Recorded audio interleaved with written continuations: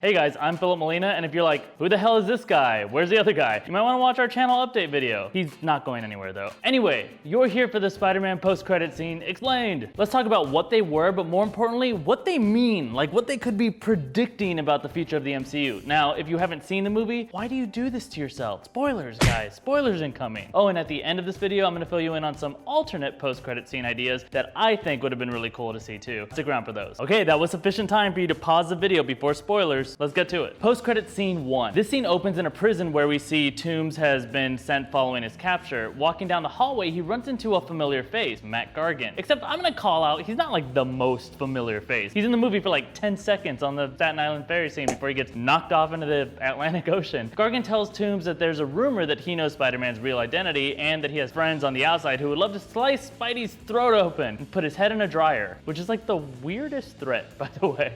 Then the kind of surprising moment is that Toomes doesn't give up Peter Parker's name. He lies and says that if he knew who he was, Spider-Man would already be dead. So as far as post-credit scenes go, that seemed pretty straightforward, and most of the purpose of the scene definitely is to show that the Vulture's gotten his heart back and he feels like he owes Peter for having saved both him and his daughter. But it's the MCU. You know there's a lot more going on here. Take a close look at Gargan, and you might have noticed this in this scene or in that oh-so-brief glimpse earlier in the movie, but this guy has a big ol' neck tattoo of a scorpion. Now, if you already know your Spidey villains, then you know the name Matt Gargan is the alter ego of the Scorpion. The Scorpion was originally a private investigator hired by J. Jonah Jameson to find out how Peter Parker was always getting such great pictures of Spider-Man, and he sucks as a PI because he can't get ahead of Peter's Spidey sense. So J. Jonah Jameson somehow convinces him to go through a crazy science experiment and gives him like 10 grand. It of course drives him insane and, you know, gives him some Scorpion abilities. But the version we see in the movie actually lines up a lot more with the version of Scorpion from the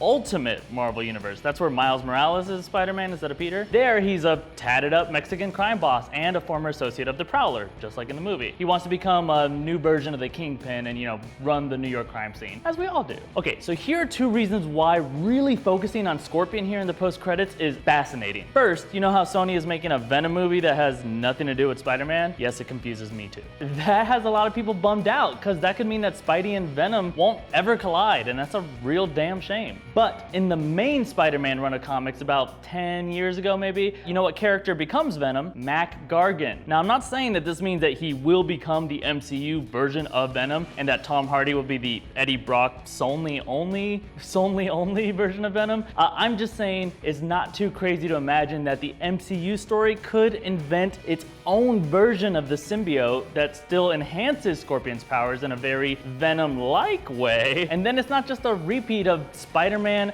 up against another guy with cool technology that's based on a natural predator. It could instead be a literally insane individual who often dreams of cannibalism and whose slimy exterior can actually form a real scorpion tail, plus have like all of Spider-Man's same powers too. Okay, that's reason one that focusing on Scorpion is interesting. Here's the second reason. Say we toss out the Venom-inspired idea. Gargan is still a major crime boss. When he says he has friends on the outside, he's not talking about low-level idiot thugs. He's probably talking about other big players in the crime world. So this group of friends that all wants to toss Spider-Man's head into a dryer, they all sound a lot like the Sinister Six. The Sinister Six is a group of Spider-Man villains who all put aside their own criminal exploits and decide to put all of their attention towards straight up murdering Spider-Man. Think John Wick 2, but only 6 assassins hunting our main guy? Well, 6 crazy super-powered assassins. And this movie already established how this group could become a huge threat. Remember that Gargan was in the market for Chitauri-based weapons, and remember that the genius behind the designs, Phineas Mason, he's still MIA. He could be out there. And in the comics, Mason is actually a major character himself known as the Tinkerer. And the Tinkerer is known for creating tech for a bunch of villains. For instance, in a bunch of stories, he's the guy that designed Mysterio's suit. And when I tell you that the original lineup of the Sinister Six includes Vulture, Mysterio,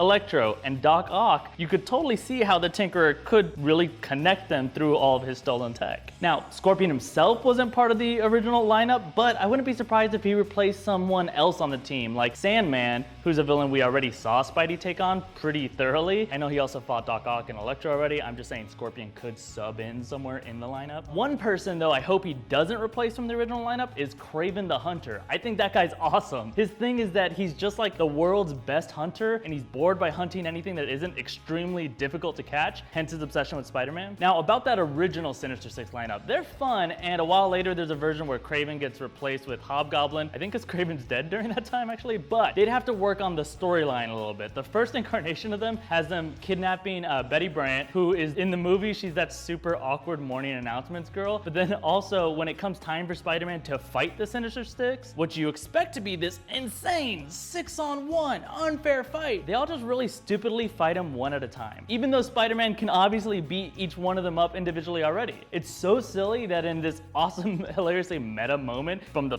freaking old comics, Spider-Man still totally calls it out. He's like, oh, why didn't you guys team up against me? It's very dumb. Also, there's a more recent version of the Sinister Six that was active during the Civil War saga. I'm not really a big fan of that lineup, so it's not really worth mentioning, take my word for it. But I'm just gonna put this out there. Marvel, don't worry about that version at all either. They are boring as hell. They don't even get defeated on the comic book page. Cap's Avengers handle them off the page while we look at more interesting stuff. A few last things I'll say about the Sinister Six possibility specifically. First, it would all come down to casting and a balanced story. The actor playing Scorpion, he's a relative unknown, so you gotta imagine that the rest of the villains could actually be like really big name stars. In fact, I would love to hear your casting ideas in the comments, who would play these people. But then the art of the balanced story. In superhero films, it is famously difficult to balance too many villains. Now, good screenwriting has shown that you can still make a lot of people work when it becomes a two point of view story. This versus that, us versus them. And that's why a ton of villains that all share the same POV can work too. League of Assassins, anybody? But in this case, why simplify these villains to all being just multiple sides of the same diamond? I'd probably prefer that we actually hold off on the Sinister Six. Instead, develop each villain that is worth developing on their own.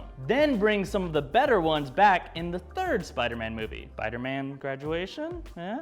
Also, I'm gonna throw out there the Sinister Six rights issue is very complicated. You might remember that Sony considered doing a standalone Sinister Six movie, kind of like Suicide Squad, without Spider-Man a while back, and then they canceled it. There's a lot of interesting drama there too, but we'd have to get into that another time. Point is, stupid studio rights might even prevent that story from actually happening too. Now, because it's illegal to only do one post-credit scene these days, let's talk about the second scene that was packaged all the way at the end of the final credits. Captain America pops out on that white background that we saw in the videos that were sprinkled throughout the movie, and he tells us about the virtues of patience. It's a complete troll moment by Marvel. The movie is well over 2 hours long. They know your bladder is on the verge of Hindenburging, and they know you sat there waiting and waiting through all these names that you were not reading, and then instead of giving you a tease of maybe Infinity War or Black Panther or what a lot of people were expecting, we get this.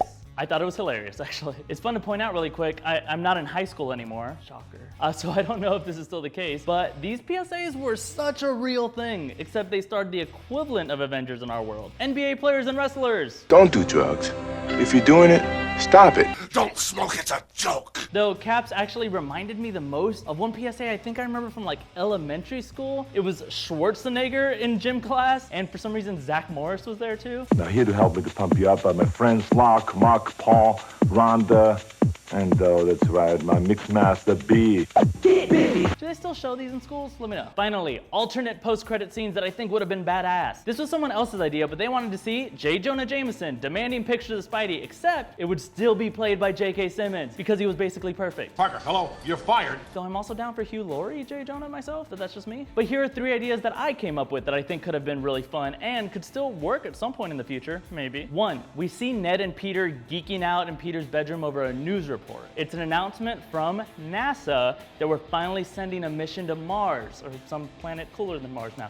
And I bet some of you are already ahead of me on this because that would be the mission that would eventually lead to the symbiote coming to Earth. Side note, I love the idea that the movie Life could have been this story on its own, like a Venom prequel, but c'est la vie, that's never gonna happen. But also, none of this idea can happen because of stupid studio rights stuff. Idea 2, a silly MCU post-credit scene that shows Tony Stark just can't let a good suit go to waste, and he takes that awesome Iron Spider armor out for a spin. But since Robert Downey Jr. is probably like $10 million a minute, let's just say it's Happy that does it instead, and he's really not good at it. Actually, maybe even like he tries to touch the armor and it does that crazy Iron Spider arm thing. By the way, this whole reveal of this suit in the press conference was a huge Easter egg referencing the Civil War comics, but Eric will tell you more about that in our whole Spider-Man breakdown video that you should watch after you watch this video, if it's come out already. Okay, and my third idea, and it's actually my favorite one. Almost the same scene with Toomes. He's new to prison, he's settling in, he has a conversation with another prisoner, and he's talking about this pain in the ass web web crawler, and while he still does the right thing of not outing his identity, he does talk enough smack to really make the name Spider-Man stick in this guy's head as someone who's definitely gonna be a problem for him when he gets back on the outside. And when we finally see who the other inmate is, boom, Kingpin. Finally reconnecting the broken relationship between Marvel movies and TV shows, and doing it with a villain who I think has a fascinating relationship with Spider-Man. All right, those are my ideas, and if you think those pitches I came up with for post-credit scenes sound fun, maybe you'd be interested in supporting my pitch for a TV show that's currently competing in a TBS contest. It's about a kid who isn't too different from Peter Parker. In fact, his name is Miles, who may have just made Earth's first contact with extraterrestrials. If you want to know more about it, go ahead and watch my pitch for it I did at VidCon.